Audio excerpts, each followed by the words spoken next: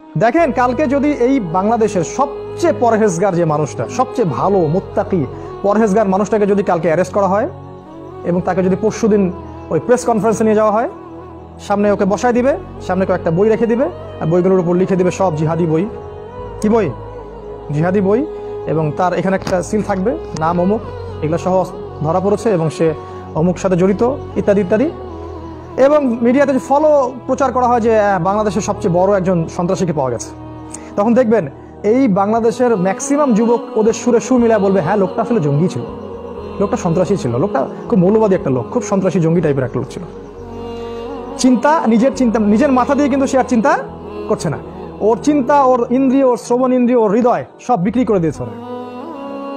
আল্লাহর দেয়া নূর দিয়ে ওরা চিন্তা করেন, কোরআন দিয়ে চিন্তা করেন। আপনার ব্রেন ওরা নিয়ন্ত্রণ করেছে। ওরা খুব ভালো করে জানে, ওই দাজ্জাল এবং তার অনুসারীরা খুব ভালো করে জানে তাদের এজেন্ডার পথে সবচেয়ে বড় বাধা হচ্ছে যুব সমাজ।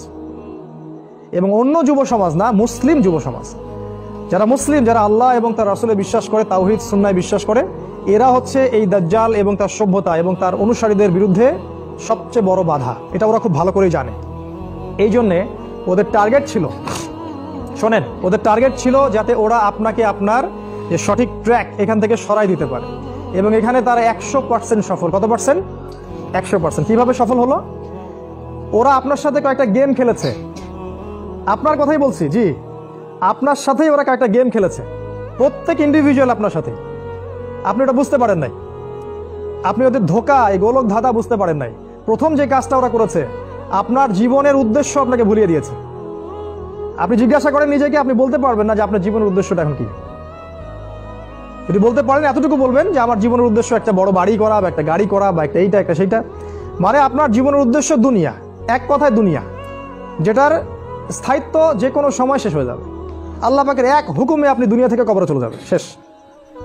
আপনাকে আপনার যে মূল উদ্দেশ্য ছিল, আল্লাহ, তার পথের দাওয়াত, আল্লাহর পথের জিহাদ, আল্লাহর পথের সংগ্রাম, আল্লাহর পথের মুজাহাদা, রাসূলের আদর্শ ধরে রাখা, রাসূলের দ্বীন প্রতিষ্ঠা করা, জান্নাত অর্জন করবো, এই যে জান্নাত আমার লক্ষ্য, এই লক্ষ্য থেকে তারা আপনাকে সরিয়ে দিয়েছে। আপনার লক্ষ্য একটাই, দুনিয়া, একটা চাকরি, একটা ডিগ্রি, একটা ব্যবসা, একটা জমি জমা, অথবা টাকা কড়ি, অথবা আপনার সুন্দরী স্ত্রী বা প্রেমিকা, এতটুকুই আপনার উদ্দেশ্য। মানে এক কথায় দুনিয়া। আর দুনিয়া মাতা, দুনিয়া হচ্ছে একটা ভোগের বস্তু। ওয়ামা হাযিহিল হায়াতুদ দুনিয়া ইল্লা মাতাউল গুরুর।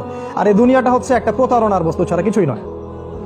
ওরা প্রথম যে কাজটা করেছে, আমাদের প্রত্যেক মুসলিম যুবকের ব্রেইন ওয়াশ করেছে। এদের জীবনের উদ্দেশ্য এখন দুনিয়া। এদের মধ্যে কেউই ইসমাইলের মতো জীবন দিতে চাইবে না আল্লাহর পথে, কেউই ইব্রাহিমের মতো সব ত্যাগ করে তাও